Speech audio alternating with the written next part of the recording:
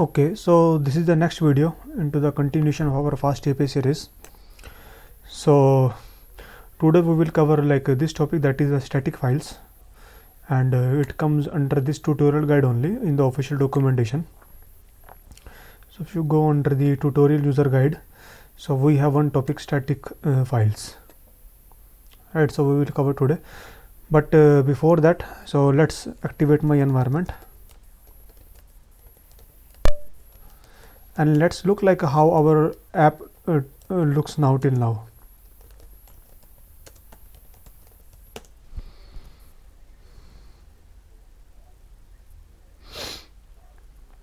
So I have started the app using the UV server,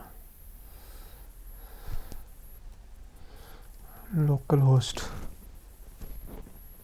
So like this is our app looks like. We have the home icon, we have the docs which will route to the docs, we have the redoc option as well which will route to the redocumentation, right?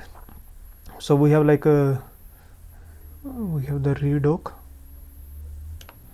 yeah, which will go to this redoc. So we have a lot of options, right? So let me go back.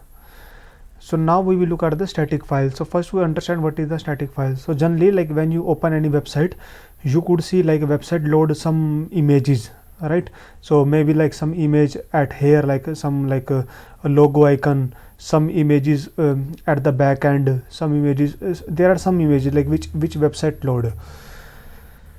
So one approach is within the HTML page you can simply mention okay, the image tag, and using the image tag you can serve the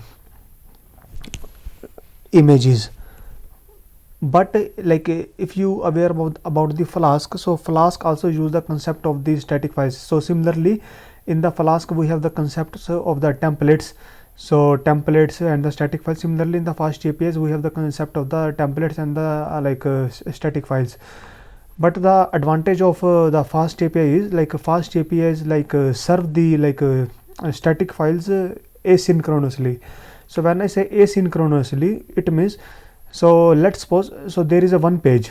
So first is let's suppose there is a one HTML page which is going to load.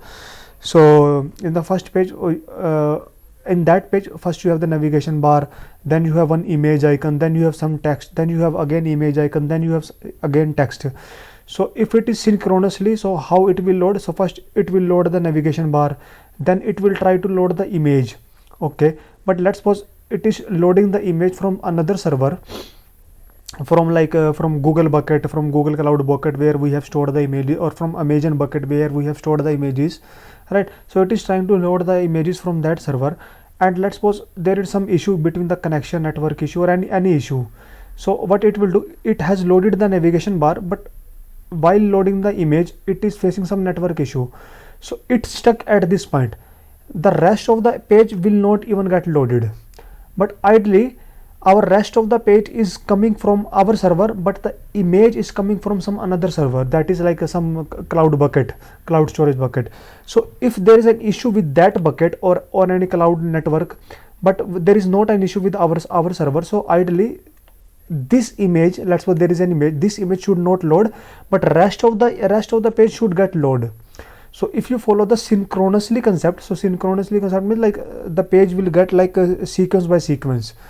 In the asynchronous concept, what will happen, so if we use asynchronous functionality, so let's suppose this image, there is an image, it is getting loaded from some another server and there is a network issue, but we follow the asynchronous concept, so and there is a network issue, so that image will not get loaded, but anyway, so our website will not get stuck, so it will only wait for that page, but rest of the content will get loaded. So that is asynchronously both the tasks are running parallelly, it will not wait for each other. So that is the beauty of the FastAPI. So the FastAPI have the functionality of the asynchronous. So right now whatever the function we have just write a function in this way. Whenever we define any function, like this way, get user ID, something like that. And the same function we are defining into the in the in the Flask framework. So but if we have to define the function asynchronously, we have to use the keyword async and a lot of things. So by using the keyword async, we are telling that now this function is asynchronous, but just writing the async, it will not work. We have to write a few more things. But if we write async in Flask and write the few things as well, like which is required to make it async, even in the Flask it will not work. In the Flask it will run as a asynchronous, but in the latest version of the Flask, like the Flask 2.0 is now available in the market, but in the like future version, asynchronous functionality will be definitely coming to the Flask. But in the fast APIs we have the asynchronous functionality, and because of asynchronous functionality, the Flask is like very fast. So when we load the images, so generally asynchronous, why there is need to use the asynchronous. So we use asynchronous only when our application has some dependency on some another network. So let's suppose there is a database connection. So database is some another network, and our application is on some another network. Let's suppose there is a images. So images is stored on some another cloud storage bucket, and our application is on another cloud storage bucket. But we are linked each all the things, and to serve our web page we need the database connection as well. We need the images from some another cloud bucket, right? So if we wait for one thing and just there is a network issue and we will not load the other thing, then that is synchronous. But if we use the synchronous functionality, then we have to load most of the things in the parallel without waiting each other. So Flask use the asynchronous concept. So that's why to serve the files, so Flask use the aiofiles. Aiofiles means asynchronous input output files. So if you Google it, aiofiles, and if you go to the PyPy, so this is one of the package. So if you see here, aio file is an Apache 2 license library written in the Apache handling local disk files. Async IO application.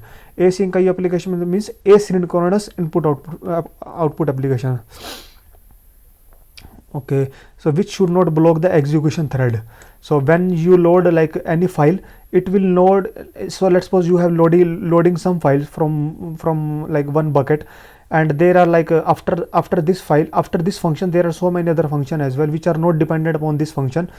So our application gets stuck in this function because of network issue. It doesn't mean that the rest of the function will not execute. Rest of the function will execute. If those are not dependent on this function, the rest of the function will execute. So this is the beauty of the asynchronous. So because Flask use the asynchronous, so to serve the files we use the AIO files. So first we have to let me terminate this. So first we have to update our requirement.txt, and in that we have to add the AIO files. Now let's install that.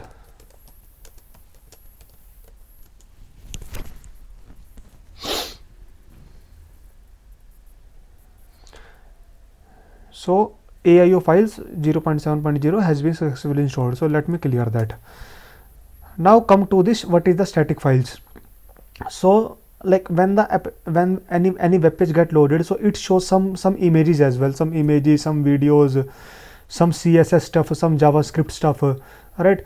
So those are coming from the server. So these are the static things which are already exist on the server. We are not updating that. So these are the static things. So we called it as a static things. So let's suppose right now our navigation bar looks like this: FastAPI, home, doc. So let's suppose rather than this FastAPI, we want some logo icon, a kind of image, a FastAPI image, let's suppose. So we want here a logo icon. So that logo icon is considered as our image, right? And that image should be resided on our server. So that is considered as a static files. So when I say files, it could be image, it could be JavaScript file, it could be CSS file, anything, right? Okay, so we want image at this place. So we have to update our navigation bar menu. So let's go to the cd templates, because in the templates we have the nav bar. So nano navbar.html. So right now we have this FastAPI. So this FastAPI has been written, but instead of the FastAPI, what we want some image, right? So we have to delete this, but we have to use the image tag, image source, and source could be some location of the image, just ignore that.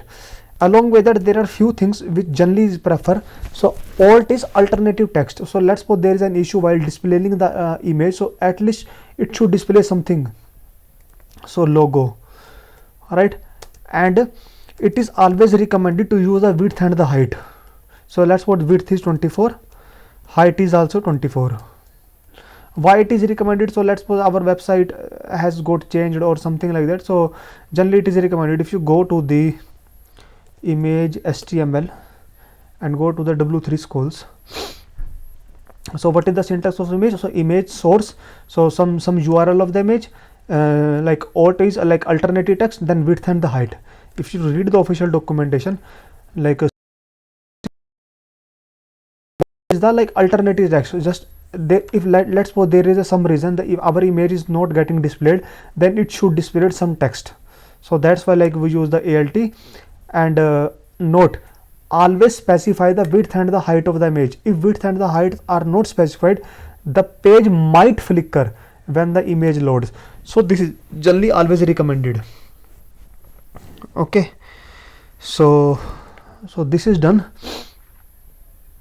So now we have updated our rather than some text here, we want to display some static files. As part of the static file, we want to display the image. So static file consists of a lot of things, like it could be image, it could be JavaScript, it could be CSS file, but here we want to serve the static files, and as part of the static file we want to serve the image.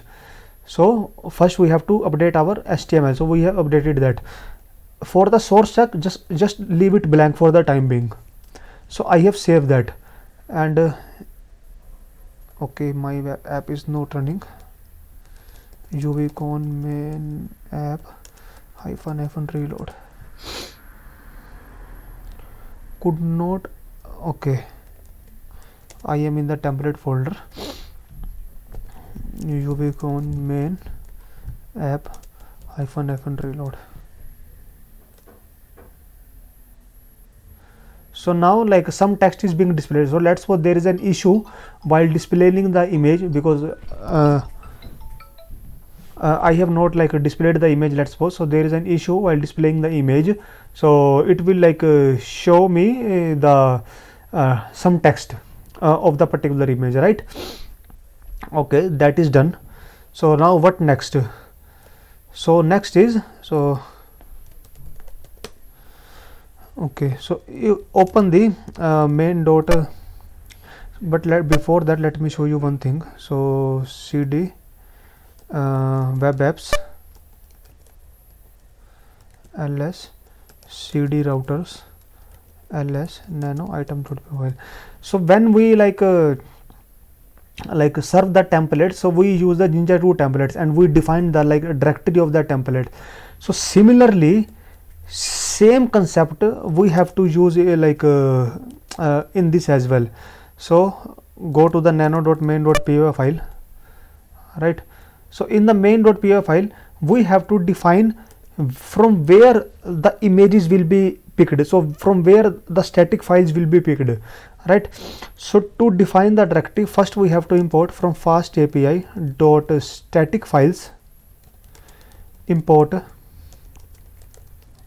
static files, right? And now we have to define static files. What is the directory of the file? It could be static. So we have to define this like static file, and the directory of the file is static, but we don't have the like directory of the static file. So let's create the directory static. So now we have the like static directory available, but as part of the static files, it could be a lot of things. So when I say a lot of things, it could be images, it could be CSS, it could be JavaScript. So within the static file, we will create one more folder of images.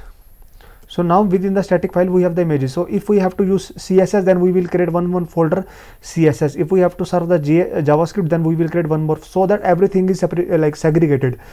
You can put like without like a folder as well, that's not a concern, but that the app is not manageable.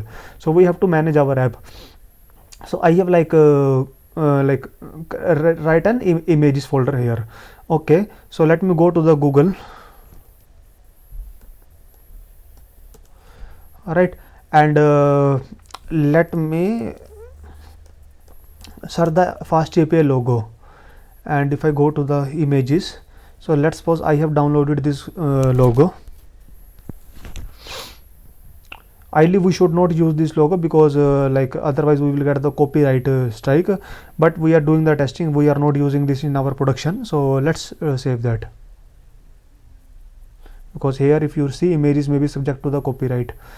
So in our testing folder, in the static, under the images, so let give it some name, logo.png. so with some name we have saved the logo, because as part of the FastAPI we want to serve the logo. Okay, that is done, but when we serve the logo, how it know from where I have, so one approach is, so let me show you as well. So I have to go to this, so cd templates ls nano navbar. So one approach is just mention the path that within the static folder there is a /images, then there is a images like logo.png. so one approach is that if you do that, that will also work, but that is not recommended when we are using Flask or the FastAPI. so we have to give some a path. so how we are defining the path? So generally we are defining the path using the router library, right? App.router @router.post, something like that, right? So API router. So but here they have mentioned we have to mount that path. so let's do that. So first we have to tell where is the directory. so app dot, we have to mount that path. so our path will be, let's suppose the static, it could be static, and the name is be static. so we have mount the path. Why we have mount the path so this is a kind of a path only. so when I say /static, so /static means, so when I go to the docs, so docs is one path, right? so static is now one path, but to define these when I say users, items, right? so these paths generally defined using the router, API router, right? @app.post, @app.get, and then we define the path. but this static path is some different path. so we will not define using @app.post or @app.get. we have to, so rather we should not define using API router. so that's why we have to mount that path. so it will consider, okay, this is some separate application and I am mounting that application. so that's why we have to mount that path. so I am saying that app.mount /static. so /static, and that's, and what is the directory? so directory is the static directory and the name of the directory. okay, that is fine. so we have defined the directory. now go to the navbar, we have to define here. so here we will use the Jinja2 template. so as part of the Jinja2 template, we have the one function, that is the url4 function. so url4 static. so when I say url4 static, so it will automatically look at the, okay, where is our static folder. otherwise, let's suppose if someone move the static folder somewhere else, then the path will get changed. so if we define some static path static /images something like that, and this path get changed, then it will unable to find that path. so that's why, so okay, 1 minute, let me again tell you, so that you can better explain. so I told you our static files generally resides on some cloud storage bucket. so let's suppose you have some cloud storage bucket, a notepad. let me open some notepad. So let's suppose you have some GCS bucket, Google Cloud Storage bucket, and in the Google Cloud Storage bucket you have created one bucket, and within the one bucket you have one static folder, and within the static folder you have images folder, and within the images folder you have logo.png.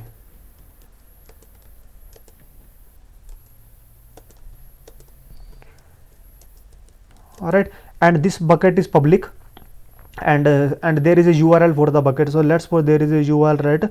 HTTP some name, and then so here is the path, right? Logo.png. So let's suppose, so if you have to give this URL, then what you will do, you will copy this URL and you will delete this 1 minute.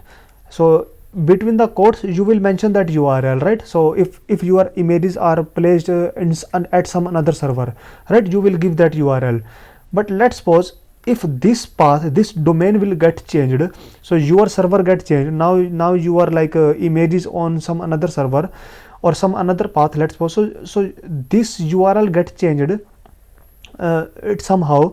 So again you have to come to the navbar.html, and then you have to again update this domain, right? Otherwise it will point out to the old domain, and you will not able to display the image. So the best option is you have the one function URL4, and just give static.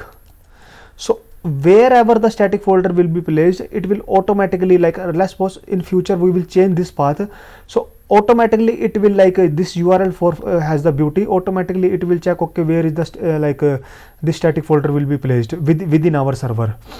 Okay, so that's why rather than the hard coding we have to use the URL4. So it is the Jinja 2 template concepts, we have to use the URL4 then static. Okay, and within the static, what is the path? So our path is images and logo.png, right? So this is our path. Okay, so this is our path.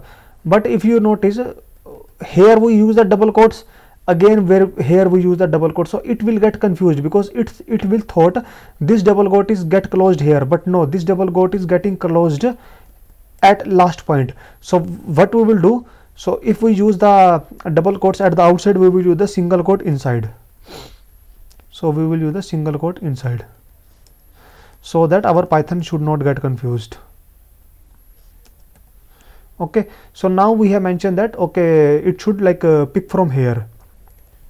So save it, and now let's start the application. UVcon main app -- reload. So application has been started. If I refresh it, so now I am able to look the images, and if you go to here,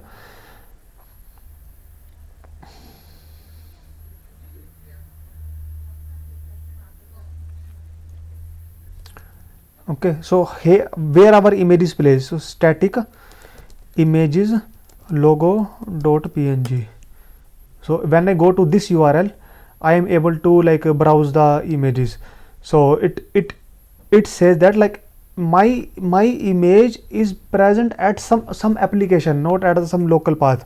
So my image is present at some application, so that's why we have mounted the particular path. So when I say /static, so let me again show you, cd nano main.py file. So /static means everything will be reside under /static, right? And what is the directory name? So directory name is with the static name. We have make the directory with the name static, and the name static means, so it is the name which FastAPI will use internally. So if you go to the official documentation, same thing they have mentioned. So they tell that we have to first import the static files. We have imported the static files, right? Why we import the static files? To define the path from where the static file should be picked. Okay, then we have to mount a static file, then we have use the mount operation, then we have to use the static files. Okay, then they have mentioned why we use the mounting. So mounting means adding a complete independent application in a specific path, right? So this is different than the API router. So don't get confused with that. So don't get confused like this is a path. This is not a path. One is our application running. So if this is a path, so it should available in the docs as well, right? But it is not available in our docs. So this is not a like app.get or app.post like post path. So it is a some different you can say application. So that's why like we have to mount that, right? So where they have mentioned, so that's why we have to use the mount, that it is different from the API router. Okay, then they told that okay, slash static is the like sub application, directory is the directory which contains our static files, the name is the name which the FastAPI will internally used. So this is the documentation, but how to serve that? So within the templates tutorial guide, we have the like last topic, templates and the static file. So they told that how to serve that. So there is a URL for function, we have to use the URL for function, like, and we have to give the path and we have to use that. So whether we will serve the CSS, whether we serve the JavaScript, and whether we serve the images. So those three things are considered as a static, and we will use this functionality, and the same thing we did. But the problem here is my application got like something distorted. I think it is because of height and the width. Let me try to change the height and the width. cd templates nano, not in the templates. Okay, cd templates only, ls nano navbar. So okay, I forgot to mention that tag. Now it looks okay. So we have served the static file. So now we know how to serve the static files, what is aiofiles, and how to use the URL for function, how to mount the directory, what is static files. Okay, so we did a little bit more progress. Yeah, thank you. That's the end of the video.